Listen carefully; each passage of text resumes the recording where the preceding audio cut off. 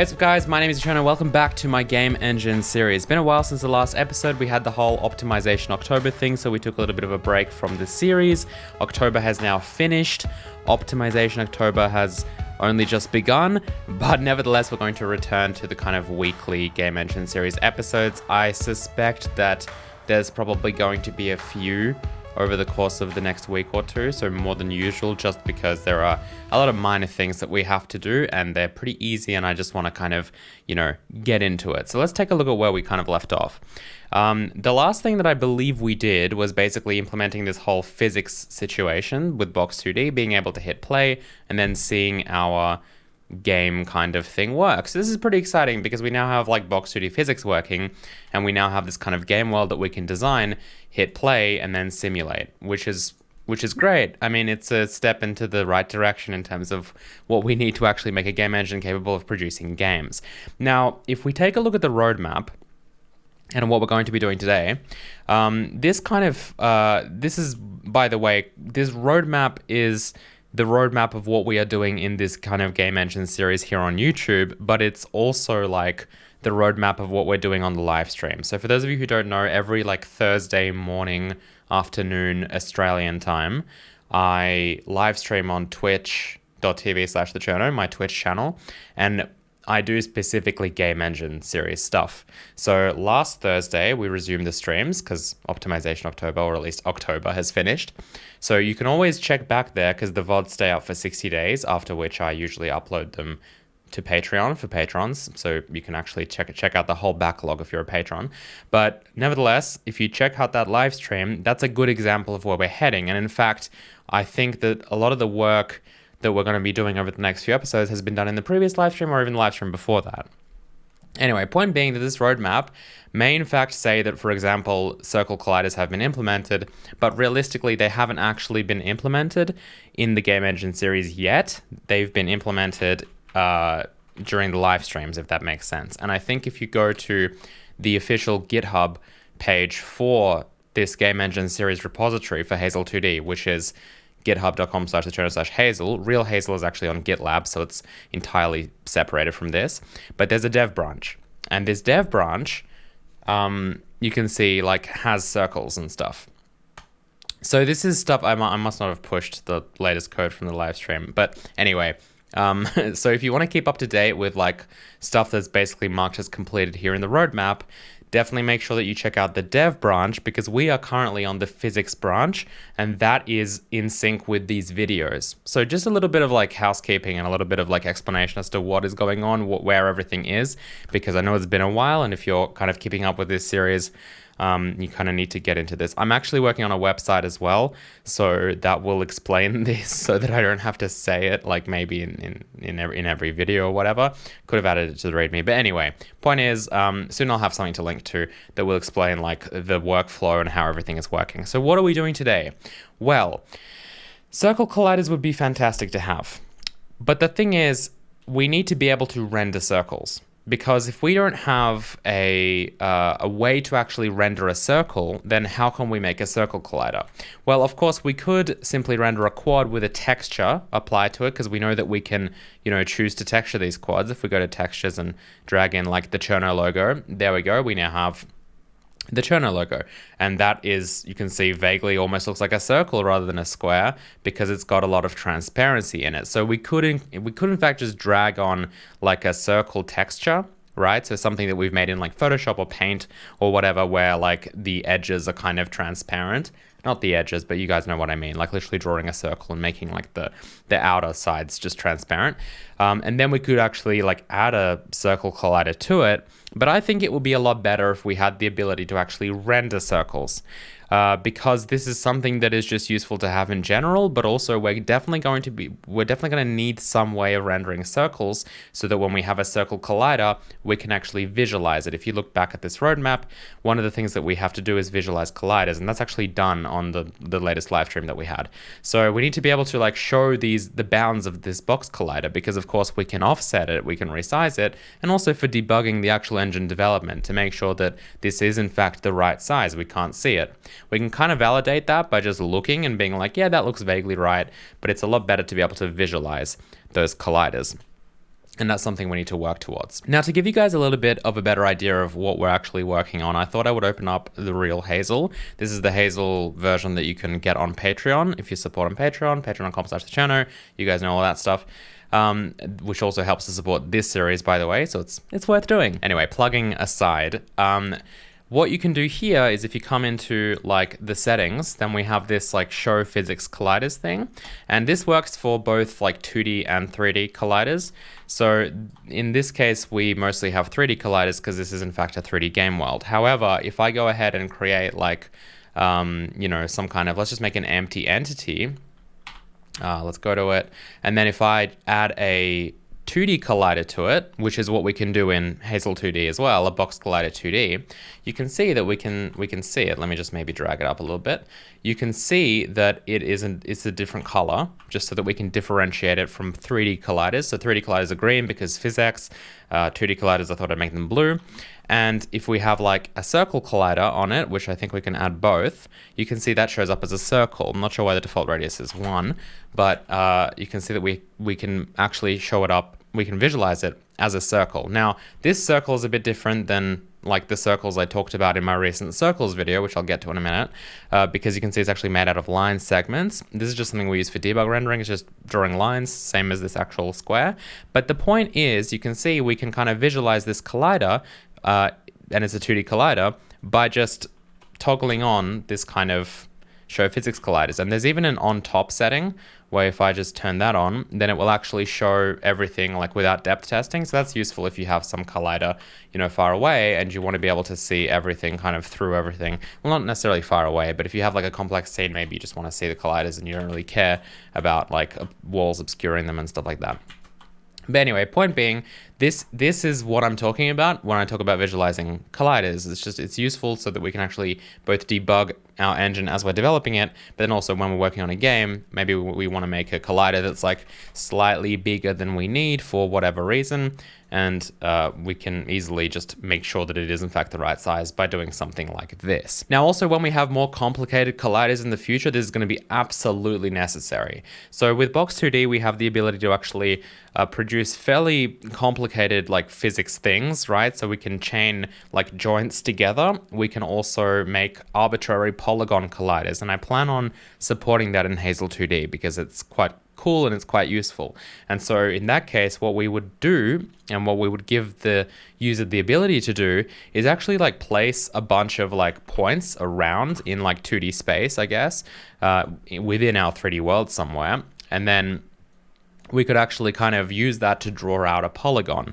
And that obviously is really going to need to be visualized in some way because it really is arbitrary. There's no other way to see it, right? It's not something that we ultimately render. It's just something that the physics system will have. And these kind of visualizations, I guess, right? These visualizers are a way for us to actually visualize the mathematical data that is then going to be used by the physics system. Anyway, I think you guys get the point of like visualizing these colliders. I don't know why I went into so much detail explaining it all, but let's dive in and take a look at circles today, because that's really kind of what I wanted to do today.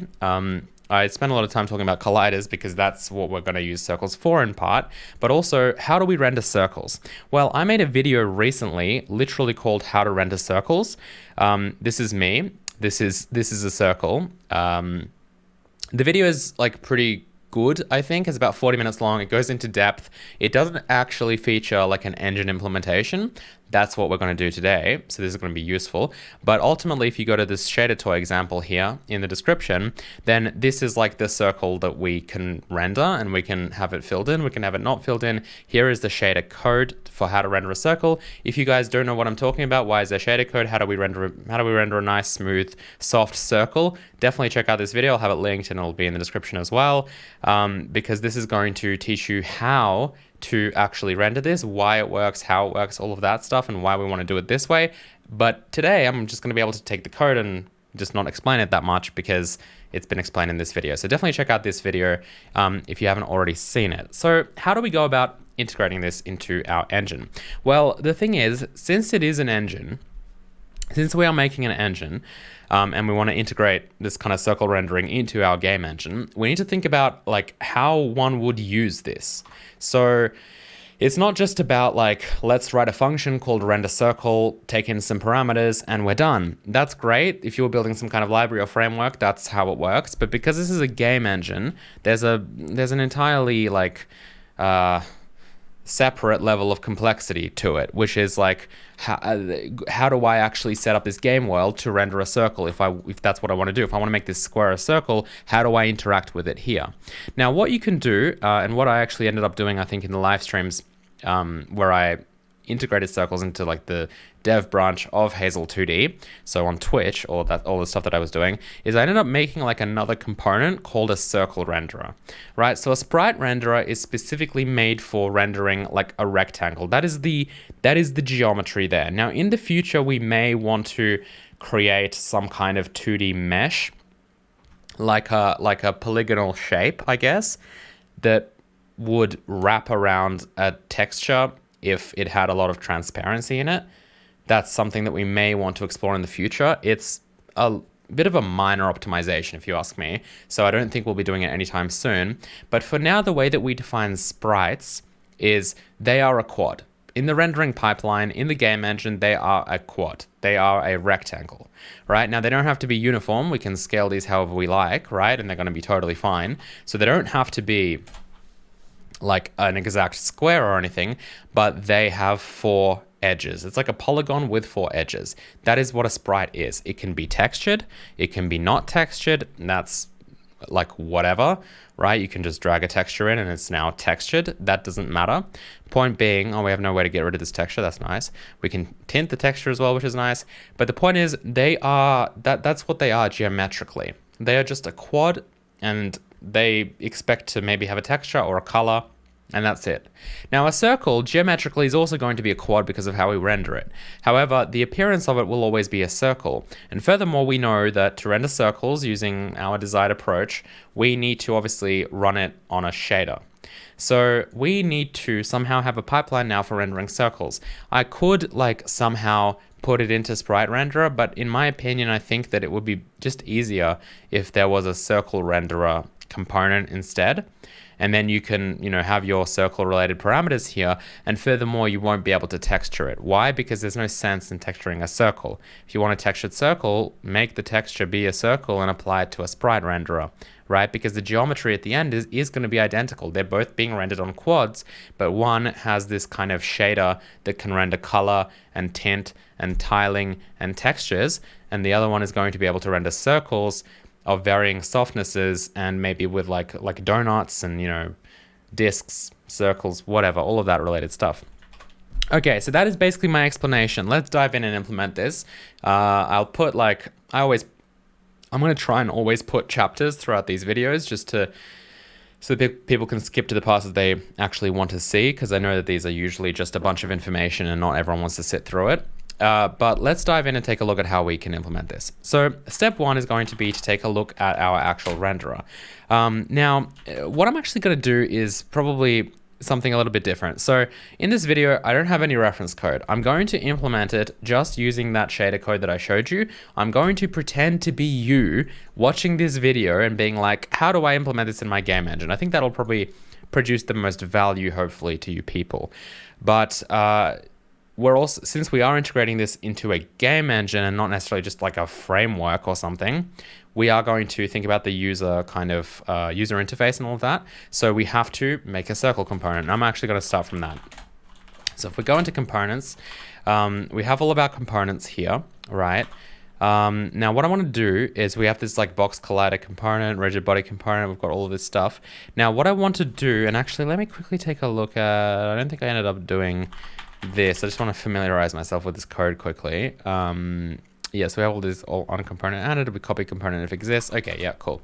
So we didn't get around to doing the list of components yet. We'll do that at some point. But anyway, so we have a sprite renderer component. Let's just copy this component. And I'm going to call it a circle renderer component. Now, what do we have? Color, no texture, and we should have some kind of radius. Now, we're going to start this off with 0.5. Why? Because everything by default is 1 meter in Hazel. So in other words, when you create like when you add a sprite renderer component to an entity, then it will appear as like a 1 by 1 meter quad. In this case, we want a 1 meter diameter circle. So radius, of course, is half the diameter.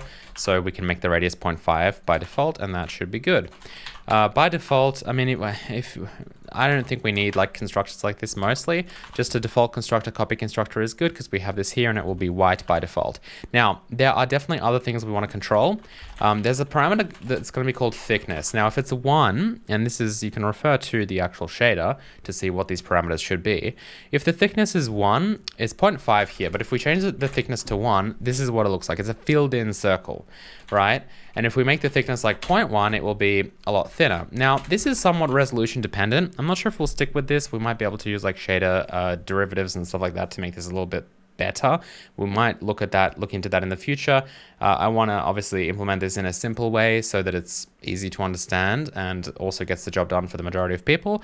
But with the thickness, we'll probably just leave it like this, where 1 is a filled-in circle, and then something like 0.5 is like half filled in or whatever. And then we also have fade. So this can be used for like stylistic effects if you want a circle like that. You know, why not give people the ability to kind of do that, right? I think that's probably worth doing.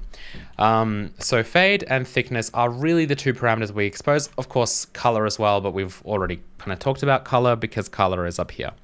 Okay, so that being said, let's add in that fade. Now, by default, I guess we'll keep this at like 0.005. Immediately, it's kind of occurring to me that these are very weird numbers, right? Like a fade of 0.005, like what does that even mean? So I'm not sure if we'll keep them like this because we have to think about what this is like to the user.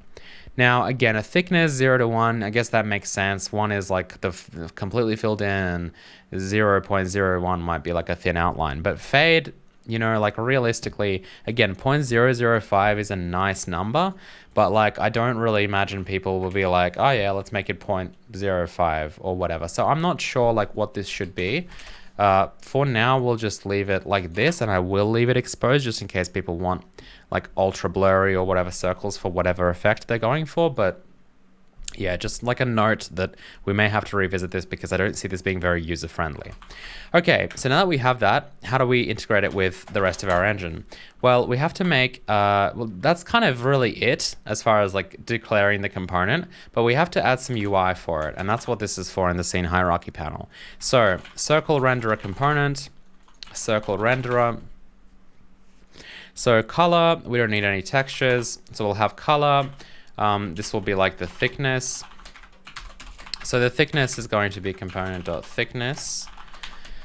And we have like a speed and then a min-max. So speed I might make like 0.025 or something. And then min-max is going to be 0 and 1. And then we'll also have our fade, which I will probably make really slow. And then we'll make it, again, I guess 0 and 1. Like I'm not really sure what this should be. The default value is like 0.05, 0.005, I think. And yeah, this will be the fade. So if we jump into the circle render component, let's just make sure we have everything. Yeah, radius is important. So radius, the thing with radius though, and the reason why I don't even know if we necessarily need this, is that we should be able to take that from the scale. So a scale of 1 means a diameter of 1. So I think I'm going to cut radius. I don't see why we would have that.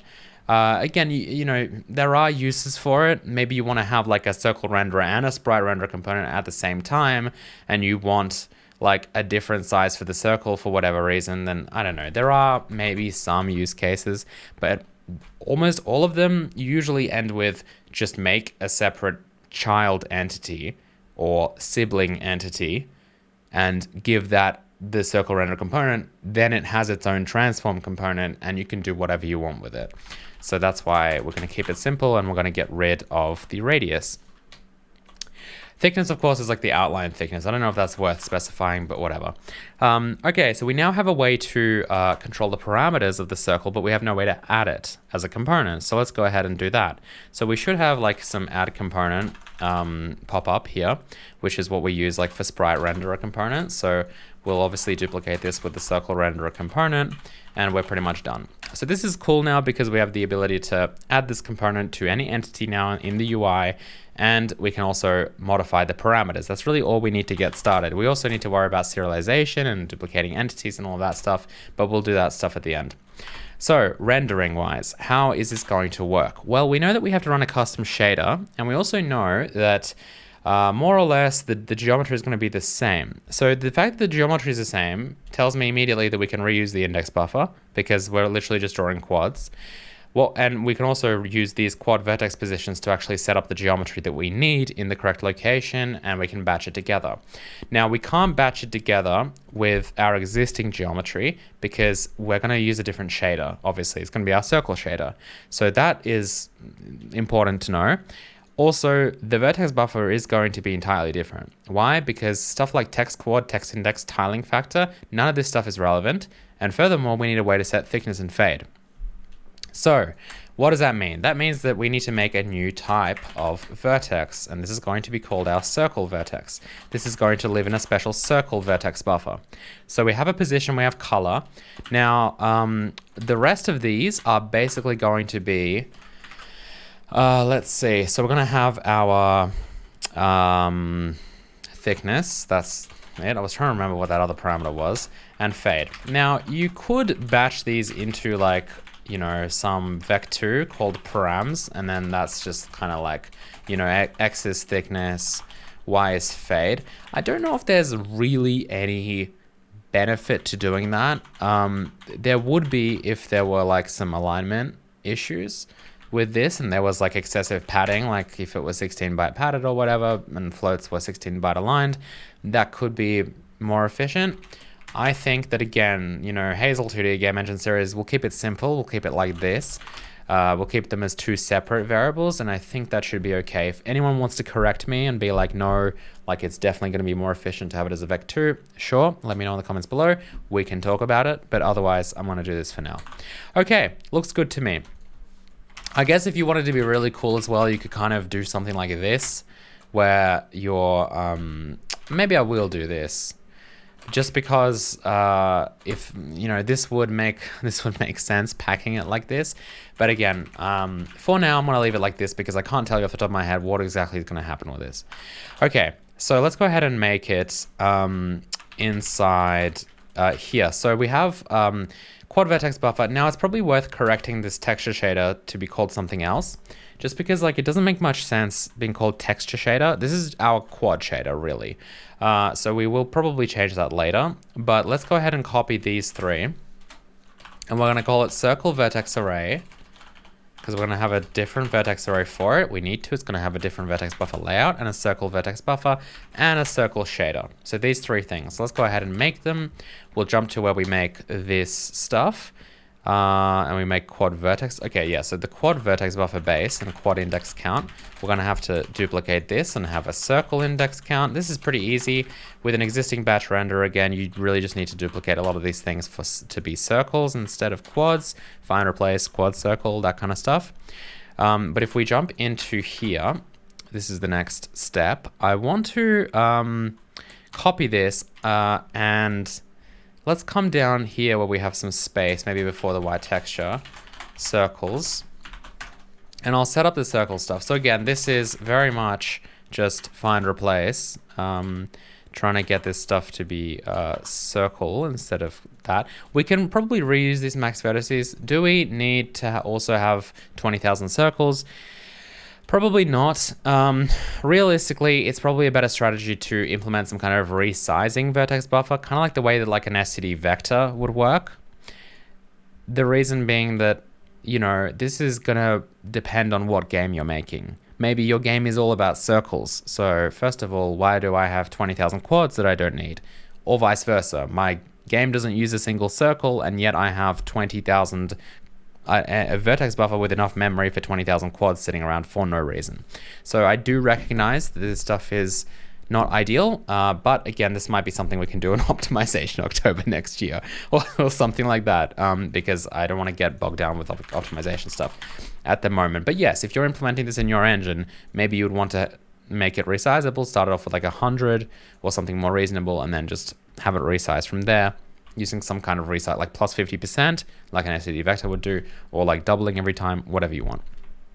Okay, so S data vertex buffer, is that really a thing? No, it's quad vertex buffer. So circle vertex buffer, circle vertex array, circle everything, basically. Now, here's the cool part though. This index buffer that we have here, we can actually set the same quad index buffer to also be used for our circle vertex array. Because again, it is identical geometry, we don't need to make another one of these. We can just reference that same existing index buffer since the indices are the same. Use quad IB. I'm just going to add a little comment here just so that it's clear that this is intentional, not like some copy paste error. So what I like to do at the end of this, by the way, is if you just go Control F within this, it'll show you the selection. It's hard to see here because I'm in the way, my face, but that's okay. If you just type in like the word quad into here, we want to make sure that it doesn't show up where it shouldn't, because if it does, then we've probably just forgotten to replace it somewhere. So you can see quad is nowhere to be found. Obviously quad IB is fine, but otherwise, you know, we've successfully replaced it with circle everywhere. So that's kind of just what I'm checking for. Okay, so position, color, and then the rest we can take from here, from the rest of our parameters. So we have a thickness. These names are absolutely useless, by the way. They're just for us, really, as strings. I don't even know. Like, we do this, like, in DirectX and HLSL, you do need to kind of have these attribute names. But this is just, we could have just made something that didn't have names and just had a layout. But, I don't know, I guess we're sticking to this for now. So we'll have these are both floats, and I think that's pretty much it. Let's just cull some of this white space. And yeah, we're good. Okay, so there we go. Position, color, thickness, and fade, and the entity ID. So that will make our circles obviously clickable so that we can just click on them to select, which is important as well. Okay, are we done with this part? I think we are. So how do we actually draw these? Well, again, this is going to be quite simple. Let's grab, so how do we want to draw these? So probably just by using a transform. Again, position, size, useful, but realistically, this is how we're going to draw them like 99% of the time. So we'll do draw circle. I know it's more of like a filled in circle thing, but it doesn't matter because the circles can be both filled in and not filled in, so it's okay. So transform color, and then we need the rest of our parameters. So we need thickness, which can have a default value of 1 if we want, and we can have a our fade as a default value 0.005. Again, they will realistically all be set. The reason why I'm setting defaults here is because if we call this as part of like some C++ code, because we're debugging something, maybe we can omit some of the parameters if we need to. Okay, so what is this going to do? Well, let's refer to draw quad because it's realistically going to do the same thing. The draw quad that has a color though. So let's just start by copying the entire function because that's kind of what we'll be doing. Okay, so we have a quad vertex count, which we use to iterate through here. I think someone, like, this code was like a pull request that someone pulled in. I don't think I would necessarily write it like this, but it's okay that it's like this. So quad index count max, yeah, so this whole next batch situation, I don't even know where we sit on that. So if we kind of get, because the thing is this flush function at the moment, like it flushes just quads in the like the way that I'm going to write this right now is going to flush both circles and quads, but they are separate. So it makes sense to have a flush quads that's a separate function. It will just present the quads, and then that way you can start writing more quads if you exceed that 20,000 limit, right? I did mention a resizable vertex buffer before, but obviously you don't need to bash them into one draw call. You can have 100,000 quads and that will be 5 draw calls, and that's totally fine, right? So you don't need to implement the whole resizable thing, but maybe it would be more optimal, obviously, if you start off with like 100 quads and then it turns out your game's rendering tens of thousands, that you just actually do resize your batches dynamically. So that's kind of what I was talking about. But yeah, of course you could just keep flushing, keep drawing, and then you'll have a bunch of draw calls per frame. Okay, so draw circle. So basically what I'm saying is to do implement for circles. We're probably not going to do this today. Not that it's particularly difficult. This can be an exercise for the reader actually, or the viewer. If you guys want to do this and submit it as a pull request, feel free. It's very simple to do. I'm just conscious of the fact that this video is already like half an hour long. But you just need to make like a flush quads, flush circles, and then obviously next batch, you wouldn't just arbitrarily have next batch. You would have like like separated functions to reset all of these things, or at the end of the scene, you'd flush everything, and at the beginning of the scene, you would reset everything like this is doing. So that's all. You're just separating them so that if you need to, you can actually call reset and flush on a specific type of geometry that Render2D is rendering. And by geometry, I mean like primitive type, I guess, because we're also going to add lines later, and that will be its own thing as well. Okay, so everything has 4 vertices. I don't really see the need for that constant.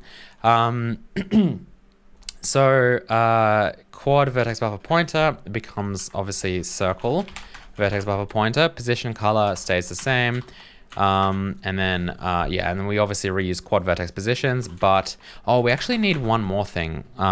Sorry, I kind of forgot. See, this is what I mean by implementing this stuff from a shader, from memory. We actually do need a few more attributes because we need to know the local space. Now, we don't have a UV coordinate. This has a UV, right? Because that's just what Shader Toy provides. It's just one of the shader inputs is this kind of frag coord thing, which actually it's right here, right? But we don't have that. We could use like GL frag coord or whatever. I don't really want to do that because obviously we're not filling the screen either. So what we need to do is basically have a value that is from -1 to 1 like this, so that we can actually run it through this equation basically in this algorithm. So the way that we're going to do that is we're going to add something else called local position. Now, do we still need normal position? Well, yes, because this becomes like our world position. And obviously this is in world space with the transform matrix already applied. It's very different than the other thing, right? Whereas this is like our local position. I don't know why I decided to make that a float, but it's a vec3, right? So this local position, because I just thought 0 to 1, but it has to be obviously in each axis, and they're probably could just have it be like a vec2 instead, but we'll keep it as a vec3 here. So local position, maybe we can make some cool 3D sphere circles later. So local position is just going to be one of 4 values basically, and it's going to basically fall into being the quad vertex position, because if you look at this, we can just approximate it from here. So this gives us a value of -0.5 to 0.5. We want it to be -1 to 1, so I'm just going to multiply this by 2. That's it. Basically, what that will end up being is just -1, -1 on the bottom left, then +1, -1 on the bottom right, +1, 1, +1, +1 on the top right, and then -1, +1 on the top left. That's what that does. So thickness, thickness, and then fade, fade. Okay, that's it. Quad index count becomes circle index count. We want to draw these independently, obviously. That's why we have the 2 different counts. And then, yeah, so this is a stat thing. We can leave quad count because these are really quads that we're rendering. Again, I guess you could separate this up and whatever. Too many choices as a game engine. Do whatever you want. Okay, that's probably looking good. Now, obviously, we just modified this, so we should definitely make sure that we modify this.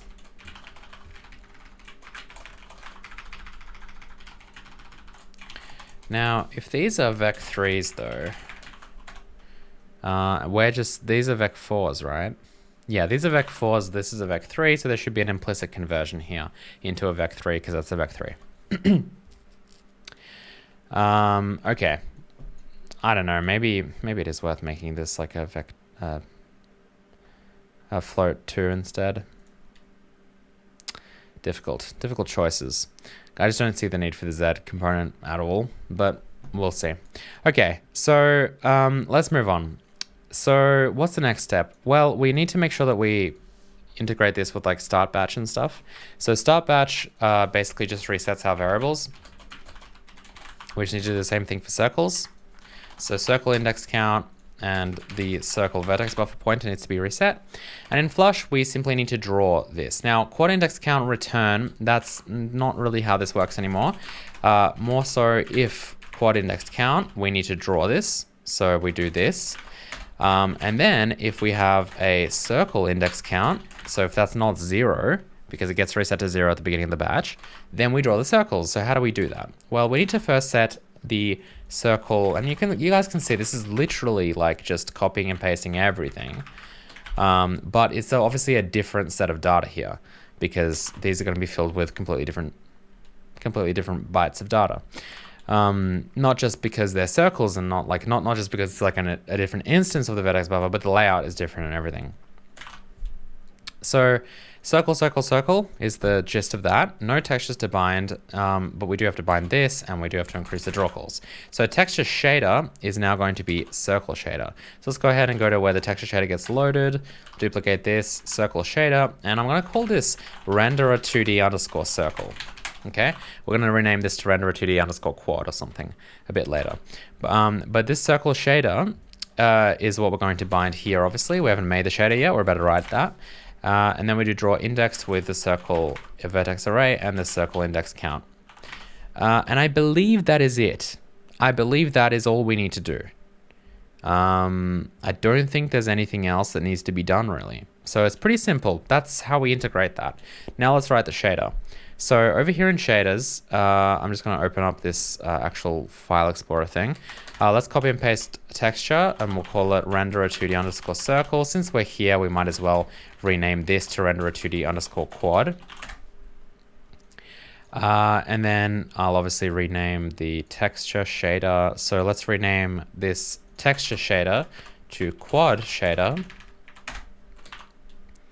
And then we will also rename the file that we're trying to load to be this. Okay, so we've got our quad shader, we've got our circle shader. Hopefully that will work. It should clear the cache and recompile. Like, well, it'll be gone from the cache because we've changed the name, so it's okay. And let's go ahead and refresh this shaders list and look at renderer 2D circle. So I copied this. So this is our renderer 2D circle shader. Hazel 2D renderer. Hazel 2D will be cool with our little branding or whatever you want to call it. How cool am I? I think it needs some of this. There you go. Pretty cool. Okay, I don't like the way that looks at all. Maybe I'll change that. But anyway, so no, that's dumb. All right, let's copy that kind of layout that we had. So we had world position, we had local position, and then we had color, and then we had two floats, so thickness and fade, and then we had the entity ID. Let's change these attributes 1, 2, 3, 4, 5, and we'll still have the camera because we need that. Do we need that? I guess we do. View projection. Well, the view should be like, are we? Yeah, no, that's fine. Yes, of course we need the view projection. Sorry, the transform is a thing that's baked in. So vertex output, color, text coord, and tiling factor changes to color. Well, we need the local position in the fragment shader, the color, and then the thickness and the fade. So the text index, so yeah, we kind of need to have, now this will change. I think, I never know what this is going to end up being, man. So I think every 16 bytes is one location slot, and it's probably padded as well. So so how many bytes is this? 12 plus 16, so 28, and then 32, 36. So 36 and every 16 bytes. So what does that mean? That means it takes up 3 slots. So this will be number 3 still. Am I correct? I don't know. I never know. So let's just do this as location 3, and we'll see if it works out. Otherwise, and the reason we have to have this here in the first place is because it needs to be flat, and we can't make it flat in there. So tiling factor is also gone. Oh, well, actually, no. Tiling, so let's do the local position. Then we can do the thickness. And then we can do the fade. Okay, so let's make this in the right order as well, so it's easier to understand. Thickness, fade, okay, good. And then gel position remains the same. So that's our vertex shader done. then the fragment shader is going to be a bit easier to do, hopefully. So let me just copy the vertex output struct to make sure it's the same, obviously. We don't need this, and this should be number 3 now, I think, maybe. No textures either. And now we can go to Shader Toy.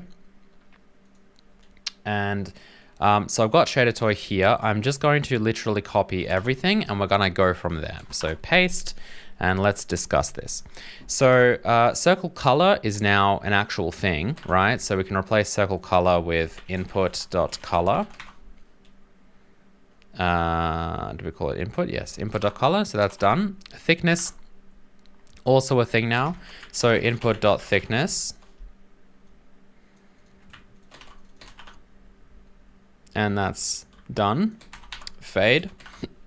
Fade is input.fade. This shader is actually getting shorter.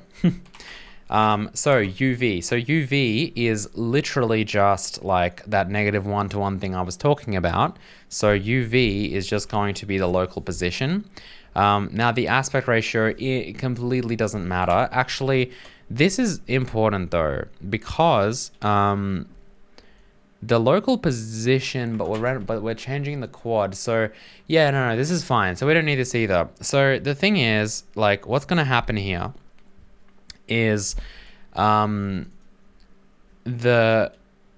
we modify the transform, like the scale of the actual entity, then that's what will stretch out our circle. Otherwise, we don't need to do this aspect ratio thing because we assume that we're rendering on a square. If we're not rendering on a square, the only way we get to that state is if we actually play with the scale, and obviously that's a deliberate thing. So therefore, that's kind of, we would allow it to be an ellipse because that's what we would expect. So that means that, yeah, none of this needs to exist. So UV is just going to be input dot local position. Now in the shader toy code, you can see that this UV was in fact a vec2. So that's what I was talking about. There's no reason for this to be a vec3, to be honest. So I probably will change it to be a vec2. Okay, so I think that actually is it. I mean, obviously we need to set like output color. I don't know why. Let's just call it out O color. And what's color 2? Color 2 is the entity ID, right? So entity ID becomes a V entity ID, and then color is what this is, and that's it. So really quite simple. Yeah, I think that's all there is to it, and that's how we render circles. So now we have to actually implement it in our scene class. So the same way that we go through in the, I think it's on update, right? So on update editor, we go through and we draw all the sprites. If there's a sprite renderer component, let's just put this in a scope. Let's do the same thing. We can't group them because that actually like plays with the memory layout. And we've already decided transform and sprite renderer together. So let's call this a circle renderer component. This is going to be a view instead, so we can have our registry view. I think we can just list it out. I never know what version of Ent I'm using because there's a few. But so we're going through all the entities here. And we're going to do view.get this and that. These should be referenced. They are. And draw sprite, we'll do draw circle instead, and then this is where it's just going to take in all of our parameters. So color is the first one, so sprite, let's call this circle, or circle renderer. So circle color, circle thickness, and circle fade. Now I guarantee to you that I probably have made a mistake somewhere, but that's actually all we need to do. So do we have a on update runtime as well? This must be on update runtime. So we need to do the same thing here. So where we do the draw sprite stuff with the group, this code is actually identical, I believe. So let's just copy both of these just because I added that scope as well and I want to keep it. The reason I have a scope is just because it's easier to kind of separate this. So draw sprites, draw circles. By separate, I mean, you know, stuff like view, I can always use the variable name view because it's in its own scope and it's not going to leak into any other scope. So that's just how I roll.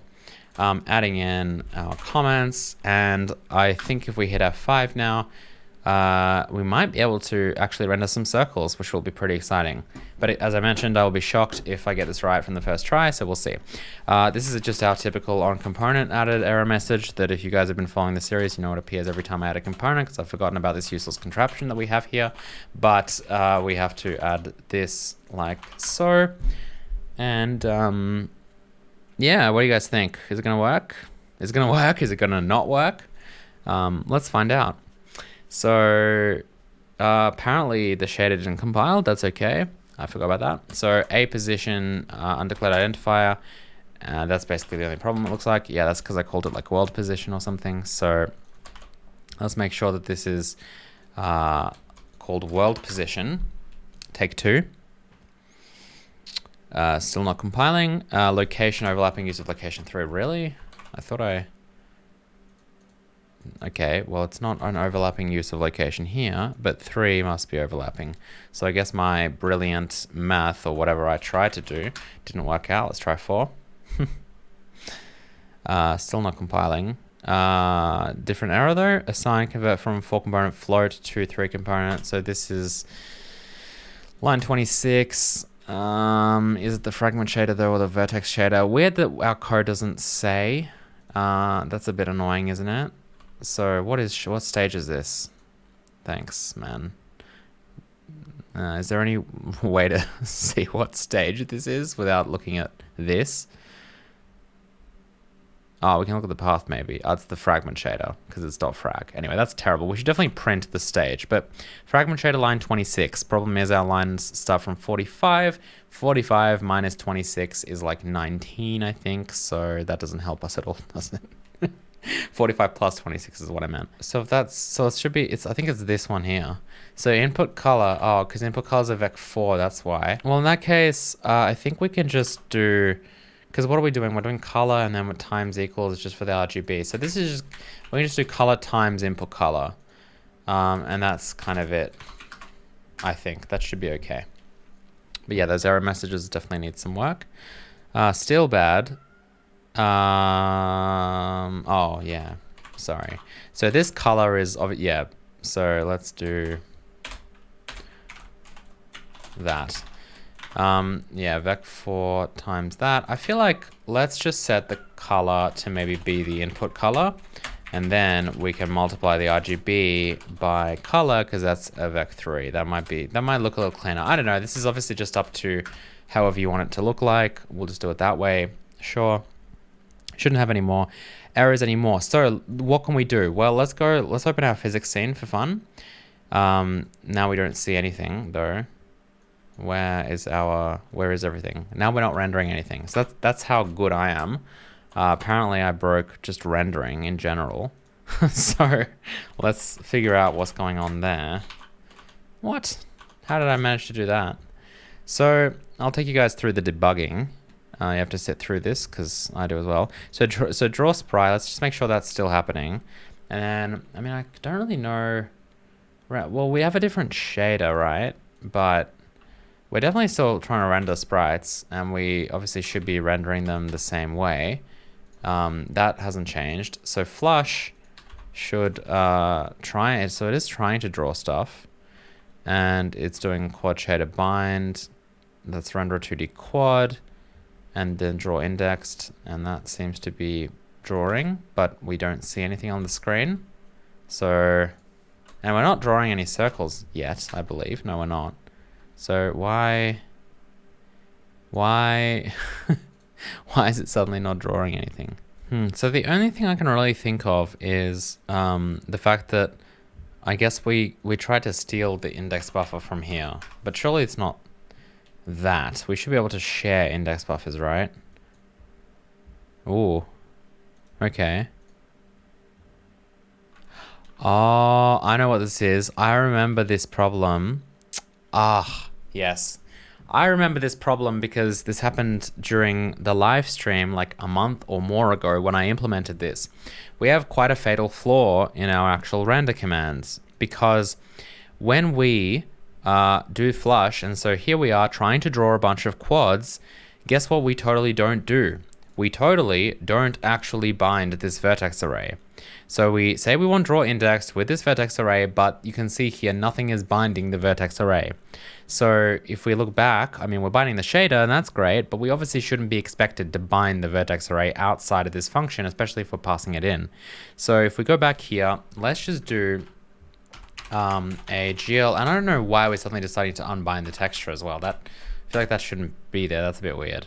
But GL bind vertex array, and we can do vertex. I mean, vertex array might have a bind function, but I like to, well, apparently we don't have a get render ID. I was going to say, I was trying to actually put all the OpenGL code into here, but that's okay. So we'll bind the vertex array, then we'll get the count and use it here. And yeah, that weird texture unbinding thing, I don't think we should necessarily be doing that.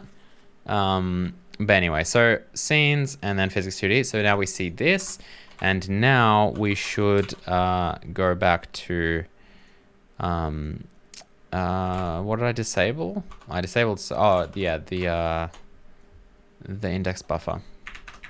We'll put that back. So now let's see if we can render circles. Yeah, see, that's the benefit of doing these live streams as well. The fact that we encounter some of these issues on stream, and it's a bit more of a easier place to debug it than when I'm making a video. Okay, so let's try. So how do we render a circle? Well, let's add an empty entity. Here it is. And let's add a circle renderer component, and that should be it. And you can see we see a circle. Now looks like there's like definitely some issues with alpha. It's not blending properly at all. Now I think we actually set the alpha to be 1 though. So let's go back to render a 2D circle. So color is input color, which I mean has an alpha of, oh, but that's fine. But then the outsides, okay, so the outsides here, so this is a color, oh yes, of course. So this is one of the things I talked about in the actual circles video where I did the whatever it's called, the shader toy example. So on shader toy, we were playing with color because we were making an opaque thing, right? But in reality, what we kind of want to do here is we don't want to play with color. We want to just have a kind of an alpha value. So this should be our kind of circle alpha or something. And it should just be a float. It doesn't need to be a vec3 because we don't care about a color. So the only way we made it a vec3 is we just duplicated it across all the channels, the data, that's it. So this just becomes circle alpha. Output color.rgb can be this .rgb if we want, and you'll see why I'm separating it in a minute. But then the alpha, right, or actually let's do this. Let's do output color equals input color. And then we'll do output color dot A times equals circle alpha. The reason being this way, if we have a lower alpha as the color, it will also apply to this. It'll make the whole circle be partially transparent. But that's it. So I don't know if circle alpha is the best thing here. Maybe just circle. Circle, circle, circle. Now we have to recompile the shader by clearing the cache. So let's open up the cache folder. This is very annoying. I know. I will fix this by having like a shader registry or something where we can just store like a hash of the shader and then recompile it if stuff changes. I like that approach. Okay, so let's create our circle again. Move it over here. And then let's see it work perfectly because that's how I roll. So there you go. There's your perfect circle. You can play with the color and you can see it works. And then we can also basically go to the alpha channel and make it partially transparent and it works. Now at the moment, the reason why blending is working perfectly is because we rendered the circles physically after we rendered the sprites. This is just like a fluke kind of that it's working. Oh, and yeah, selection works as well. So we can select, but But here's something. So you can see I can't select the square behind it because the bounds of the circle is actually the geometry. Whereas if I move it here, now I can select it. So let's fix that. That's very easy to fix. We just need to make sure that the entity ID is only really being output if we're within the circle. So how should we do that? So I guess if circle is greater than 0, then we can output the entity ID. I guess that would probably be a sensible way of doing it, right? Let's recompile that shader though. Yeah, super annoying. Believe me, I am as annoyed as you are, if not more. That's an epic 1-hour video as usual. Okay, so let's drag that in. All right, let's make our circle again. We can't serialize anything yet because that's also how we roll. Circle renderer, orange, because that's the best color, obviously. Now let's try and click on this, and that failed. Why is it selecting that? What? I keep dragging this. Hang on. Why is it so? Oh. Yeah, why does it select the floor? How is this the floor?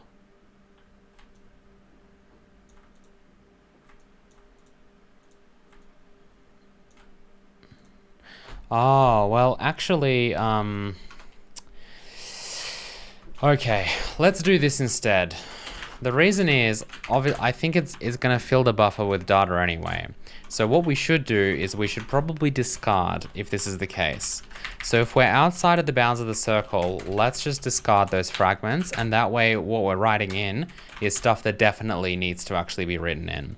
So if it's if it's less than 1, but 1 is also not really... See, unfortunately it's going to depend on the fade, right? Because you're going to have a little bit of... Because we're smooth stepping it. So you can probably calculate this by looking at the fade, because the less than... No, but I guess to be honest, we should only really discard if it's exactly 0 though, right? Because if there's even a little bit, then it's like part of the circle. So that would make sense. So let's do this. Let's try this. But yeah, that makes sense. It's because the data there is probably garbage, because it is still going to write something. It will just be whatever it... Yeah, I think. So let's go empty entity and adding a circle renderer. I'll just differentiate the color so it's easier to see, but let's see if we can select this now. Okay, and we can. Okay, now what we should be able to do and what we should have tested is like the thickness. So you can see that also works. So now to be really cool, we should also be able to select this, as you can see, through the circle. So that's the circle over here. And then if we click here, we select the thing behind it, right? So that should still work. Again, we're doing this on a pixel level. That's why it's so nice to do picking with like, you know, this kind of pixel buffer, because it's always going to be pixel perfect and you get so much control over it. Whereas try and do this if you had raycasts, it's not going to work because the geometry is physically there, right? So yeah, so this approach is quite good and I quite like it for this kind of stuff. Okay, so we've confirmed that works. Let's play with the fade. Yeah, that obviously works as well. So see, this is what I mean. Like if we now click on this part, it's still the circle, right? But if we click here, that's already not part of the circle because we made it equals 0. So I think that's probably a good move. Yeah, there we go. So we can have quite blurry circles.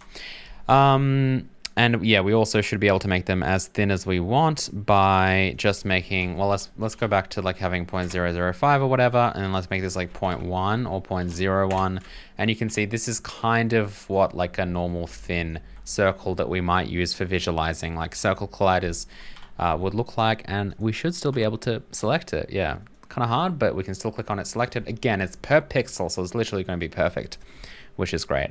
And then of course, as I mentioned, you can stretch these out. Now, if you do that a lot, then these edges are going to distort, right? So if I finally find this, you can see how much thicker this is. That's kind of expected because we are doing this in that local space. You could probably fix that by taking the scale into account, or using like shaded derivatives like we talked about, something like that. How do I get back to where I was?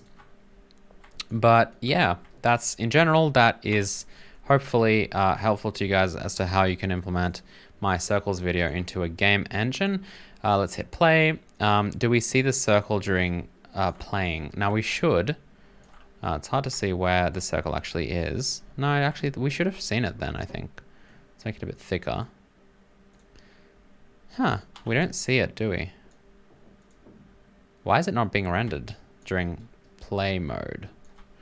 That's interesting. So if we go back to scene, because I'm pretty sure I added it there. So this is update editor, this is update runtime. So this is where we actually do it. If main camera, then we should be drawing it.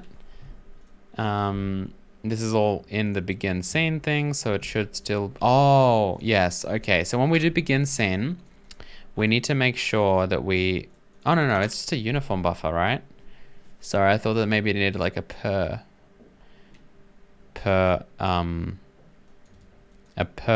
shader buffer thing, but that's not how it works. And also, obviously, it works with the editor camera, so very suspicious why this isn't being rendered in, oh no, it's not suspicious at all.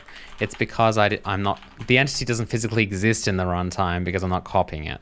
So duplicate entity, let's quickly add in circle renderer component, and then if we look at like another place maybe where we're doing this, or when we do runtime, when we do the actual scene copying, which is copy, then we need to make sure that we copy the circle renderer component as well. Now we're gonna change the system to just iterate through like a list, I think, or something like that in the future of components. And then that way we can not do this manually, because of course it's very error prone. Every time you add a component, you have to add it to like 500 different places, which is really annoying. But that's how it is for now. So now we have our circle, our beautiful orange circle, which I will replicate perfectly.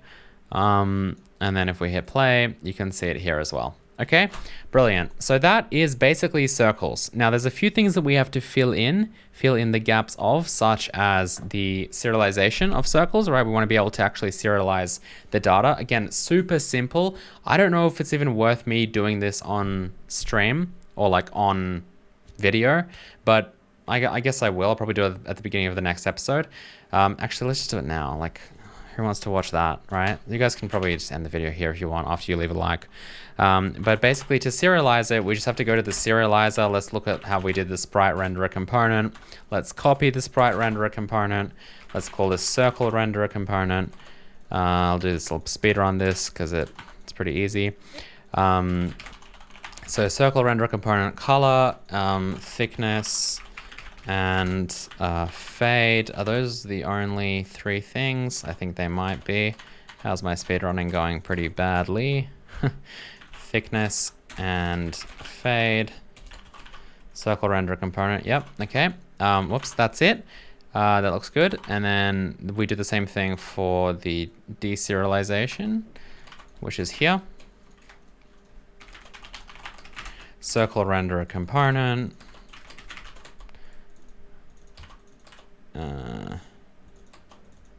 So there's our, so we'll call this circle renderer component, CRC, color, thickness, and fade. So thickness is a float, and so is fade.